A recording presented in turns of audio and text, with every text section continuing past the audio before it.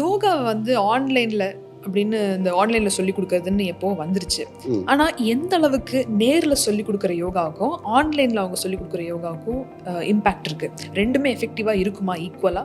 இல்ல ஓகே கத்துக்க முடிஞ்சவங்க கத்துக்கலாம். எப்படி இது ஒர்க் அவுட் ஆகுது online offline yoga teaching? Again யோகாவில் பார்த்தீங்கன்னா ஆன்லைன் வந்து இப்போ இந்த லாக்டவுனுக்கு அப்புறமா அந்த டைம்ல தான் ஆன்லைன் கொஞ்சம் நிறைய பரவலாக ஸ்டார்ட் ஆயிடுச்சு. ஒன்று என்னென்னா ஒன்று டைம் மிச்சப்படுத்துகிறோம் அப்படின்னு நினச்சிக்கிட்டு பண்ணுறோம். ஆன்லைனில் கிளாஸ் எடுத்து நிஜமாகவே ரொம்ப ஓகே ஒரு இன்ட்ரெஸ்டிங்கான விஷயம். என்னுடைய ஃப்ரெண்ட் ஒரு தடவை லாக்டவுன் டைமில் ஒரு மெசேஜ் போட்டிருந்தான். என்னோட கூட படித்தவன், அவருடைய பேர் ஜேவியர் சொல்லிட்டு. அது ரொம்ப இன்டெலிஜென்ட் பர்சன். எம்எஸ்சி மேத்தமெட்டிக்ஸ்லாம் படித்து சாஃப்ட்வேர் கம்பெனி இந்த மூலம் லீட் பண்ணிகிட்டு இருக்கான்.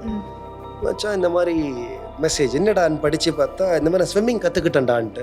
சரிடா உங்கள் ஊரில் ஸ்விம்மிங் பூல் வந்துருக்கு, இல்லை கிணறு இருக்காது, இல்லைடா ஆன்லைனில் ஆன்லைனில் பார்த்தேன்டா படித்தேன், புக்கு ஒன்று படித்தேன், கற்றுக்கிட்டேன்டான்ட்டு.